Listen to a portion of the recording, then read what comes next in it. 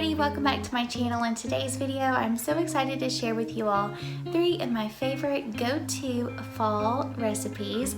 These are super easy and they're simple, so they're good for busy moms, busy people in general, wives, whoever. They're just really good for anybody and they're perfect for the fall season. Today's video is also a collaboration with Nicole from Hunter Lorraine. She is super sweet and she has been just a pleasure to work with. If you're looking for someone to collab with, I would highly recommend her. She just kept me so up to date in what was going on. Post videos that are similar to mine. So if you like my channel, I'm sure that you will like hers as well. So without further ado, let's go ahead and get into this video. The first recipe we're going to be working on today is my white chicken chili in the crock pot. It's super simple, and as you can see here, it doesn't contain a lot of ingredients. If you're not able to write down all the ingredients you see here, don't worry because they will be in the description box down below. The first thing that you want to do is just go ahead and open up your chicken breast. You can use 2 chicken breasts if they're a good size, or 3 chicken breasts. I think I used 3 here, I could be wrong. But anyway, you just want to get those in the crock pot and set it on high, and you want to cook them for about 3 to 4 hours. You just want to keep an eye on it and make sure that they're cooked thoroughly. The next thing you want to do is just take 2 forks and shred your chicken. If you have the time, I would recommend going ahead and getting a cutting board and shredding the chicken on there. I was busy this day and didn't have time to do so, but if you do shred the chicken on a cutting board, eliminating the idea of even burning your hands on the crock pot. As you can see, I was trying to be really careful to not touch my hands on the crock pot because it was super hot still. So next, just go ahead and add in the chili seasoning. I just pour it all on top. This is the first thing I add because I like to stir it up and make sure that that seasoning gets really coated on the chicken. Once the chicken is nicely coated in the chili seasoning, you just want to go ahead and add in the rest of the canned ingredients. I love this recipe because there's no draining, no rinsing. It's just kind of a dump and go kind of meal. And I don't know about you guys, but that's my kind of meal. I like to put something in the crock pot and then just be able to forget about it. It just makes life so much easier. After you've added in the canned ingredients, go ahead and give that chili a good stir. You want to make sure that you get the chicken, the beans, the tomatoes, and all the juices happily married together in there. Next, you want to go ahead and add a block of cream cheese. I prefer to let my cream cheese soften just so it's a little bit easier to melt.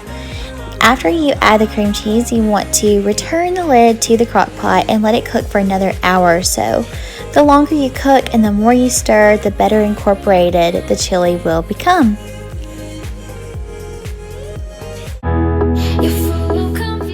The next recipe I want to share with you guys is my lazy day lasagna. Lasagna is very intimidating to me. We love it, but I've always been nervous about making it, and I'm not sure why. But once I found this recipe of cooking it in the crock pot, my life was forever changed. So first, you want to just go ahead and get your ground beef in a pot and brown it.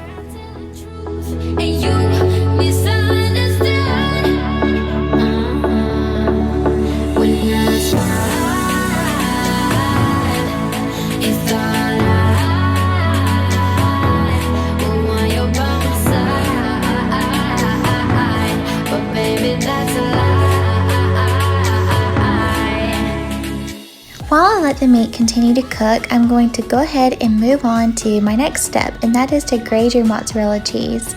Cheese is so good in our house, it's probably one of our favorite things to eat.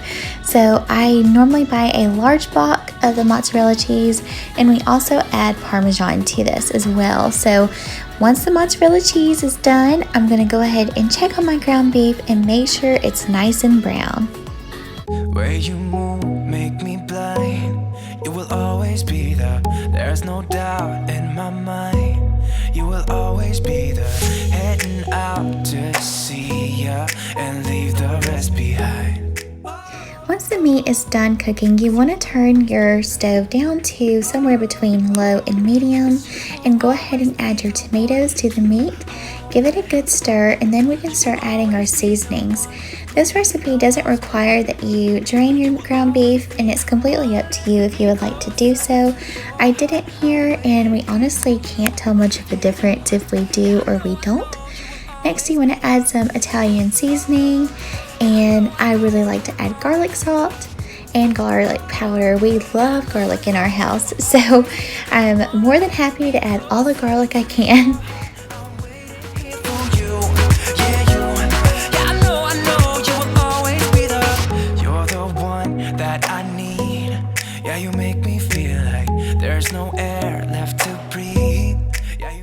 Once the meat mixture is done and ready to go in the crock pot, you want to add it to the crock pot as your first layer.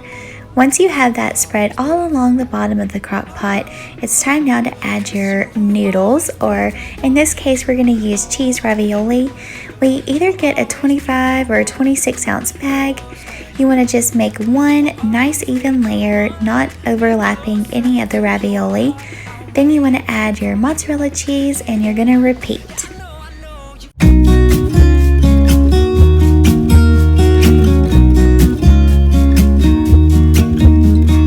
I've been feeling so small. Watch the clock ticking off the wall. But tonight I'm letting it go. Spend my coin for sure. I'm gonna be my... Once you've used all your ravioli, top it like you would normally with some cheese, and then add the remaining of your sauce mixture on top of that. This acts kind of like as a top that kind of holds the lasagna together. Then you want to top the rest of that with the rest of the mozzarella that you have. I love cheese, and so it's really good to put that on top along with a little Parmesan cheese, and we like to add a little bit more Italian seasoning to the top just to give it some sort of color. And guys, this is so good. You'll cook this for about 3 to 4 hours on low, and when it's done, I swear you'll feel like you're eating an Olive Garden. Beautiful stars, I wanna take a trip to Mars. The last recipe I would like to share with you guys is my apple dump cake. And I don't really call this a dump cake. If someone were to ask me what it is, I would probably say it is an apple cobbler because it sounds a little bit more appealing. You want to set your oven to 350 and spray the bottom of a 9x13 dish. What I absolutely love about this recipe is that you could do so many different variations. So today I chose to do apple pie filling and a yellow box of cake mix, but I could have picked strawberry or blueberry, peach pie filling and done a chocolate or strawberry, or like a spice cake mix would be really good for fall. I just love recipes like that you can just change up and you don't really have to worry about the recipe that much. So after you have the pie filling on the bottom, go ahead and spread out the cake mix over the top to make sure it cooks evenly. Next, I took a stick of butter and I placed it all over the top of the cake, and I will say that I will not do it this way the next time. It didn't really help the top to cook evenly. It kind of just cooked where the butter was and how far it melted outwards. So halfway through, I melted a little bit more butter and I just drizzled it in those areas that it didn't cook well enough. And you'll see here that once I did that, it did cook more evenly. So that's a tip for you guys. Y'all, this is so good. This is the kind of good that you stand in front of the refrigerator with the door open and a spoon and you just eat it straight out of there.